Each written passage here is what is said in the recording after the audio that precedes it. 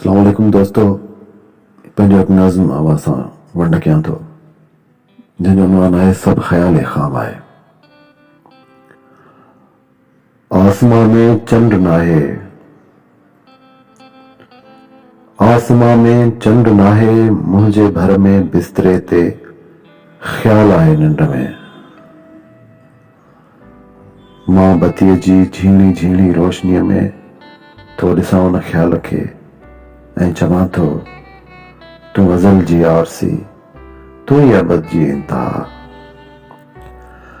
मां सितारनि खां पुछां थो, दिलबरो का रह गुज़र हद नज़र को माग आहे, अहिड़ो किथ को भाग आहे दिलरुबा। हू सितारा हथ वठी ॻुझड़ा इशारा था ॾियनि, कुझु हीअं चवनि, वो सुखनवर छोकरा, ज़ात तुंहिंजी बात तुंहिंजी केतिरी आहे वॾी। बात तुंहिंजी में पहिरीं का बात अहिड़ी आहे लिकल, तूं तसव्वुर जे रथनि ते कहकशाऊं काइनातूं सभु लताड़े थो सघीं।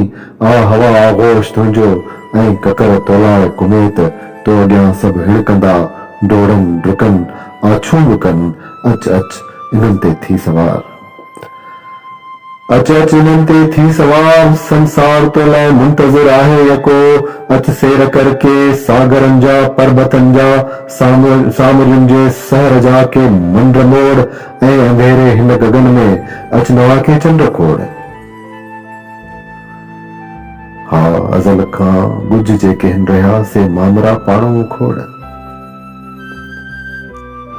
बादशाहियूं तो अॻियां नाची सभु, केतिरा ई ताज तुंहिंजे विख जी साधूड़ आहिनि, जेकॾहिं तुंहिंजे अखियुनि में था हुरनि, नेठि पट ते हेठि पवंदा, धूड़ सां गॾु धूड़ थींदा।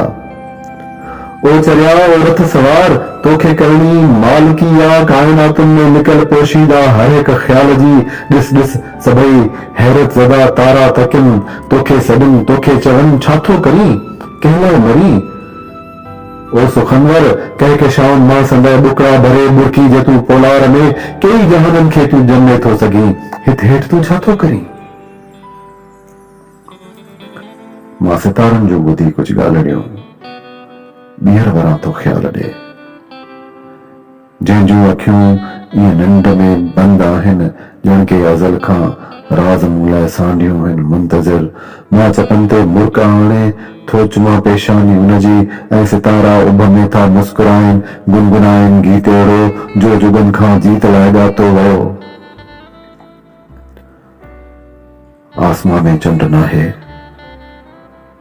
मुंहिंजे भर में बिस्तरे ते ख़्याल थो जागी पवे। थो कर खणी आरस भञे, मां ॾिसां थो उभ में फटफोट पइजी थी वञे, था सितारा बोखलाइनि, रोशनियूं थियूं झिलमिलाइनि मूंसां सुतल उन ख़्याल जूं। जीअं जीअं अखियूं मूं ते खुलनि, ही सीस थो मुंहिंजो झुके ऐं चप था भुनकी पवनि।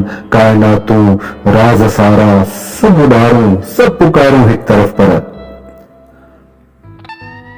तो सिवा को ख़्याल नाहे। सभु ख़्याल ख़ाम आहे, सब ख्याल खाम आहे, सब ख्याल खाम आहे।